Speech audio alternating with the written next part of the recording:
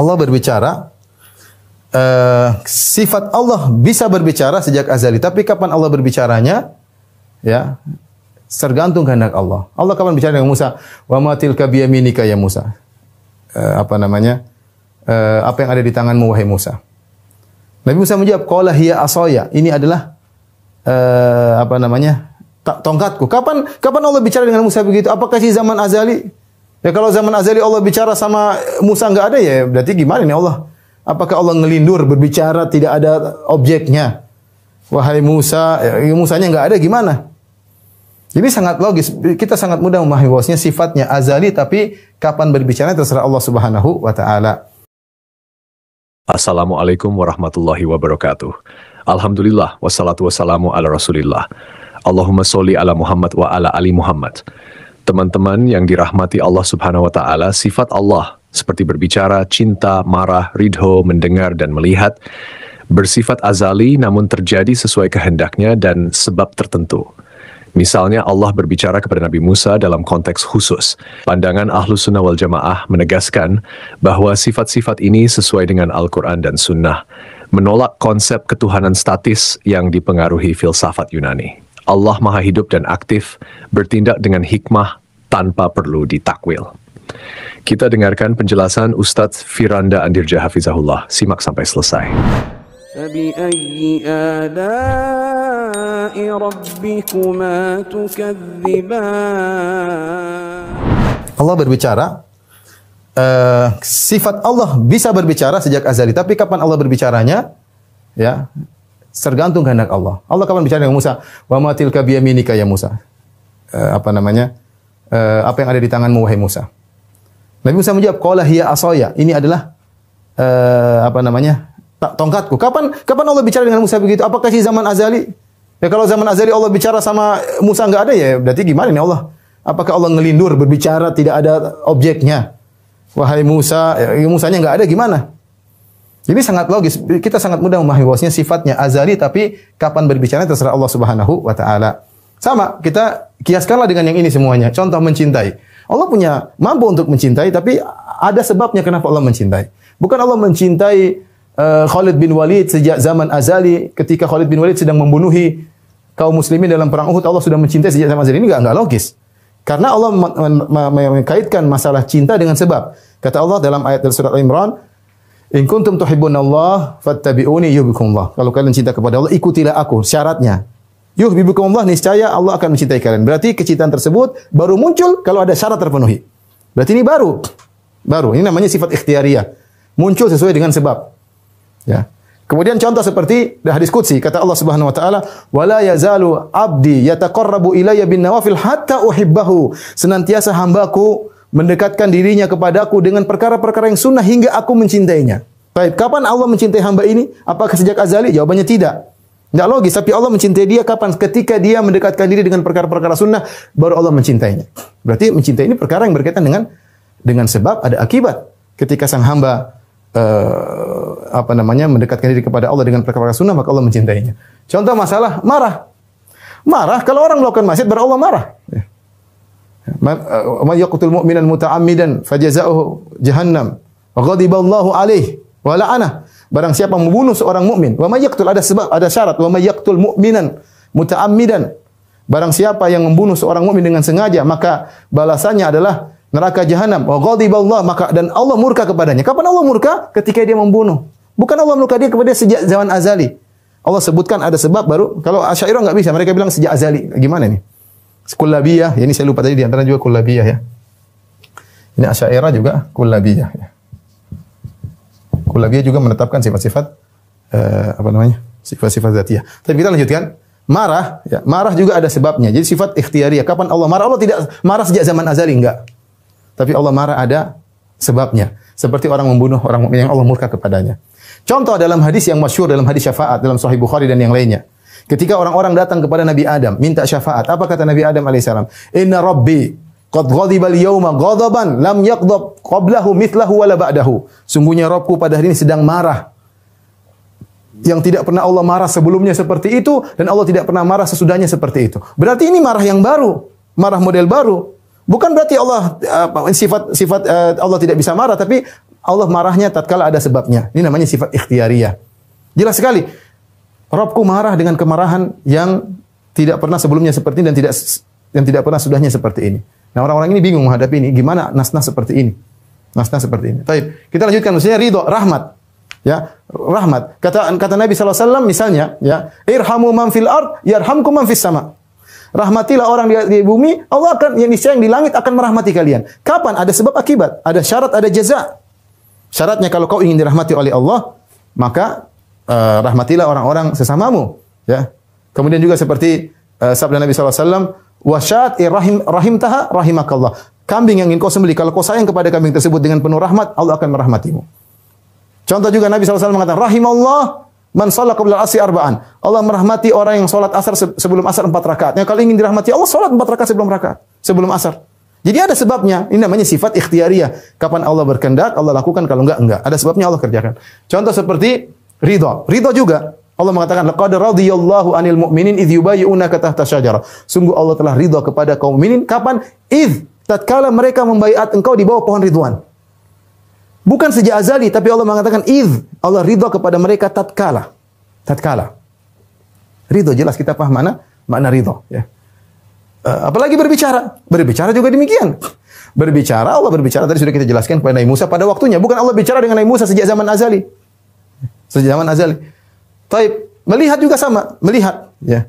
Liyanzura kaifa ta'malun. Kata Nabi sallallahu alaihi wasallam, inna dunya hulwatun khadirah. Wa inna Allah mustakhlifukum fiha fayanzuru kaifa ta'malun. Sungguhnya dunia itu manis dan hijau dan Allah menjadikan kalian tinggal di muka bumi liyanzuru agar Allah melihat apa yang kalian kerjakan. Kita tahu Allah melihat kita sekarang saya bergerak ini Allah baru melihat sekarang. Bukan sejak azali Allah sudah melihat saya seperti ini. Karena kalau Allah melihat saya seperti sejak azali berarti saya sudah ada di zaman azali. Saya ulangi. Allah melihat makhluk-makhluk ketika Allah ciptakan. Ketika Allah belum ciptakan Allah belum lihat dong. Allah tahu akan menciptakan tapi Allah belum lihat. Kapan Allah lihat ketika makhluk tersebut wujud baru Allah lihat. Nah, sekarang saya sedang bergerak ini. Saat ini Allah sedang melihat saya. Bukan Allah melihat saya sedang begini di zaman azali. Karena kalau Allah melihat saya seperti di zaman azali berarti saya sudah ada di zaman azali bersama Allah. Ini tidak masuk akal.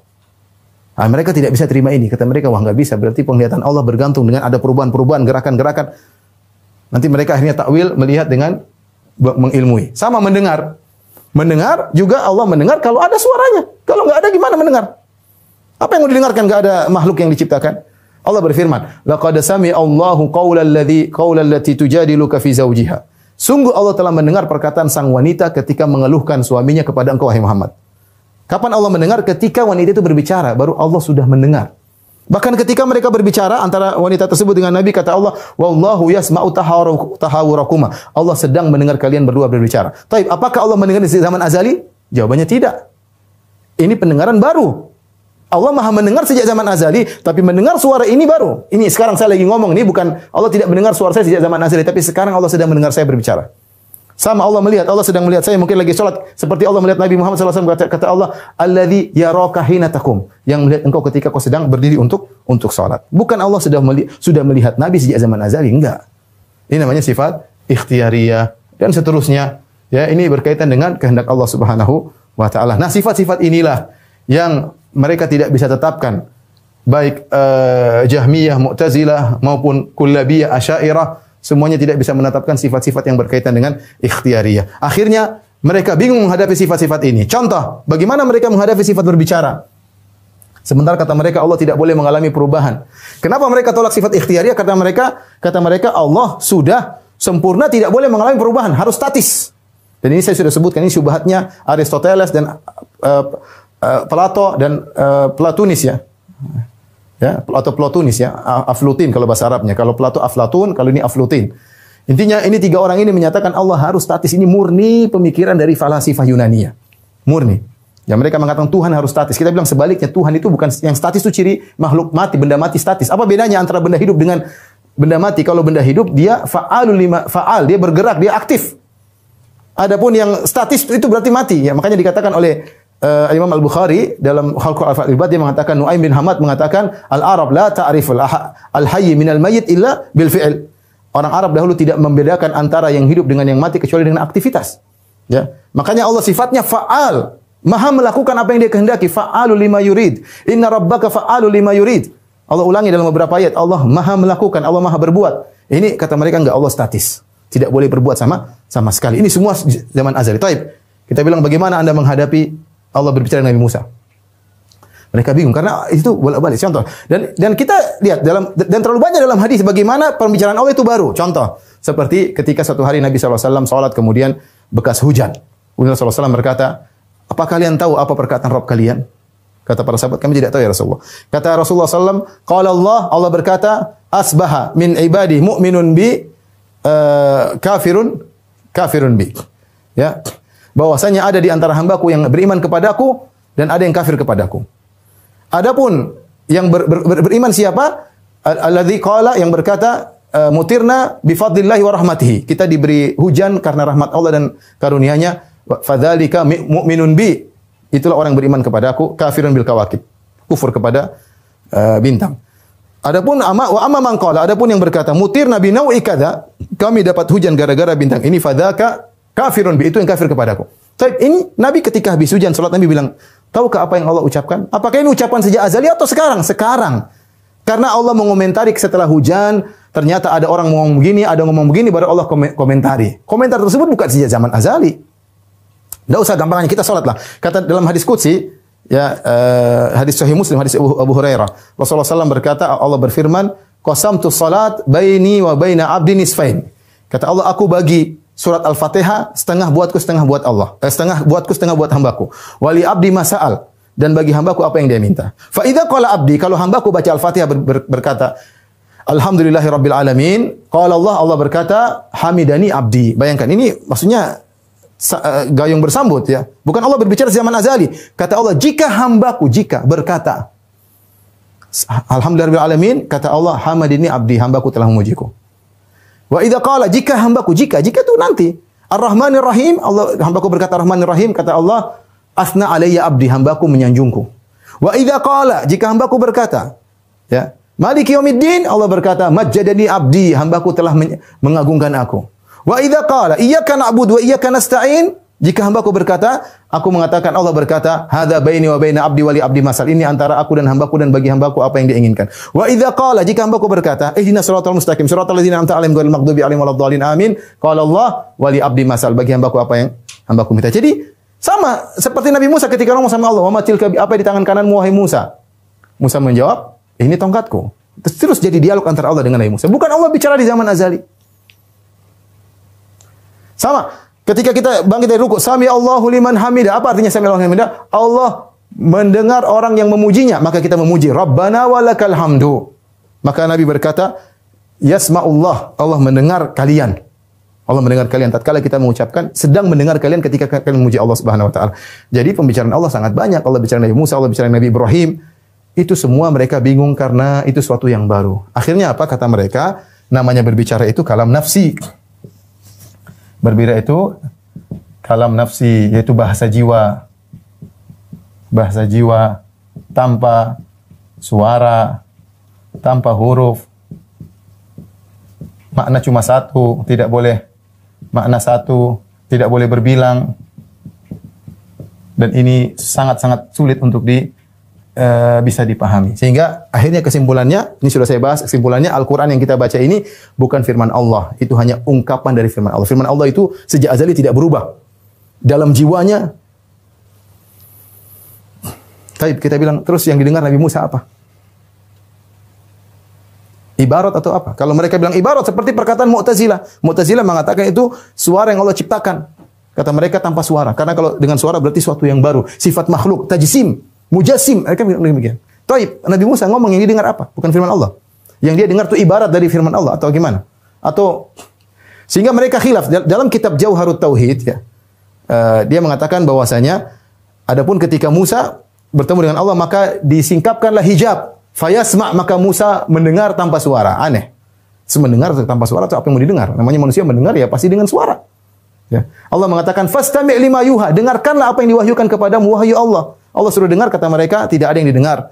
Kalau mereka bilang mendengar suara, mereka takut sama dengan Mu'tazilah. Sehingga mereka disingkap hijab, mendengar kalamullahi nafsi, gimana? Enggak tahu caranya. Sebagian mereka mengatakan fa'afhamahullah, maka Allah membuat Musa paham. sehingga diungkapkan dengan Al-Quran. Intinya, ini pembahasannya panjang, tapi saya tidak ingin perpanjang. Nanti suatu saat insya Allah ada pembahasannya. Intinya mereka akan mentakwil seluruhnya. Contoh, ketika mereka berbicara tentang melihat dan mendengar, bukankah melihat dan mendengar terkait dengan objek? Objek yang banyak dan berubah-ubah. Ya. Banyak ya. Allah melihat kita, banyak sekali kita gerak sana, gerak sini. Mereka bilang ini gimana ini?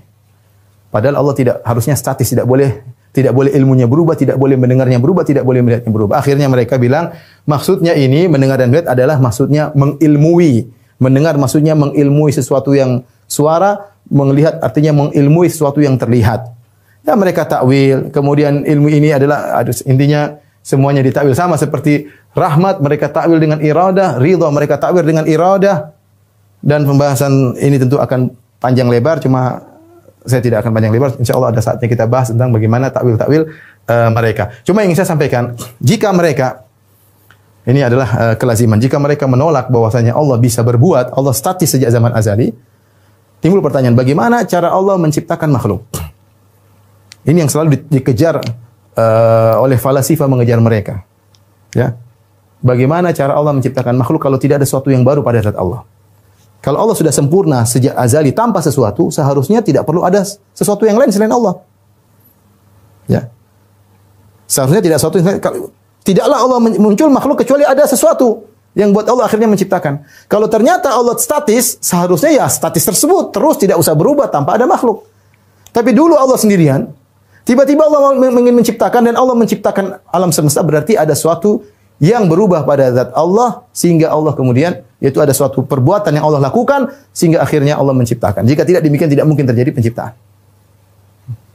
Jadi kita kembali bahwasanya ini semua adalah syubhat yang mereka ambil dari orang-orang filsafat Yunani bahwasanya Tuhan harus statis. Kita bilang justru sebaliknya. Kalau Anda mengatakan Tuhan statis, Anda menyamakan Tuhan dengan benda mati. Tidak bisa apa-apa, statis. Ya, kita bilang Allah maha berbuat. Makhluk berbuat, tapi Allah maha berbuat.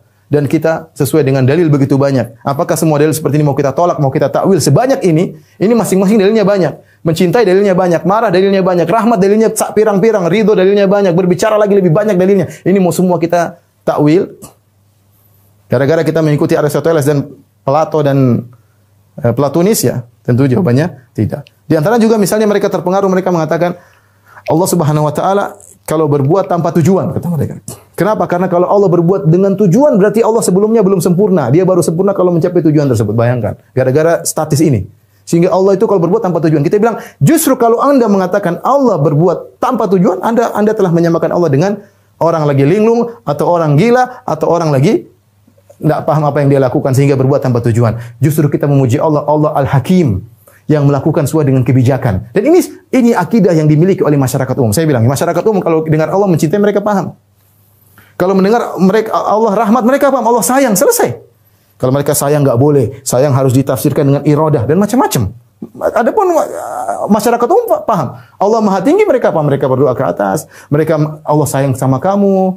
Ini kehendak Allah, melihatmu. Mereka paham Allah sedang melihat, bukan mengilmui. Mereka subhanallah. Masyarakat awam di atas fitrah, Ketika datang pemikiran filsafat dan yang lain, akhirnya banyak takwil-takwilannya. Mungkin suatu saat kita akan bahas kalau apa maksud mereka dengan berbicara, dengan mendengar, dengan melihat, dengan iradah. Ya.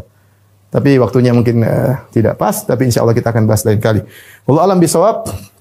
Ini saja rekan-rekan yang hati Allah Subhanahu Wa Taala yang bisa sampaikan tentang keyakinan saudara-saudara kita dari Asy'ariyah mutaakhirin tentang sifat 20. Adapun kita Ahlus Sunnah wal Jamaah, kita tetapkan semua sifat-sifat yang datang dalam Al-Quran dan Sunnah. Ya. Al-Imam Al-Bukhari ketika membahas tentang sifatul kalam dalam kitabnya Khalqu Afalil Ibad, dia sebutkan ketika mengomentari hadis fanada bi sautin yasma'uhu man qarub kama yasma'uhu man ba'ud.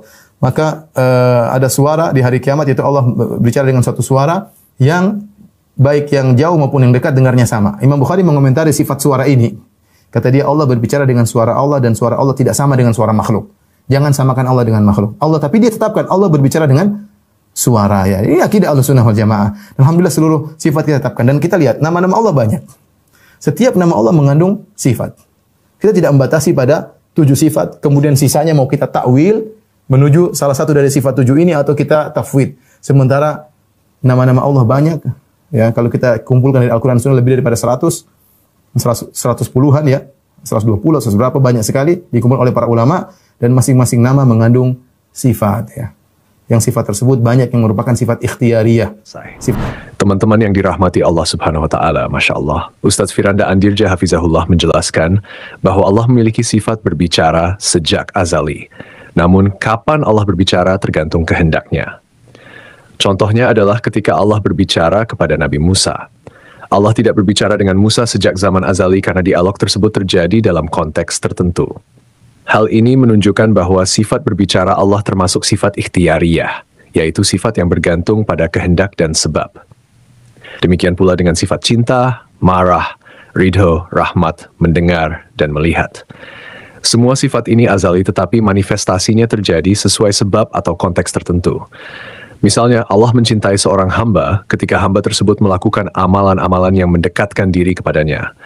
Allah marah ketika ada pelanggaran seperti pembunuhan mukmin dengan sengaja. Allah melihat dan mendengar perbuatan makhluknya ketika perbuatan itu terjadi bukan di zaman azali.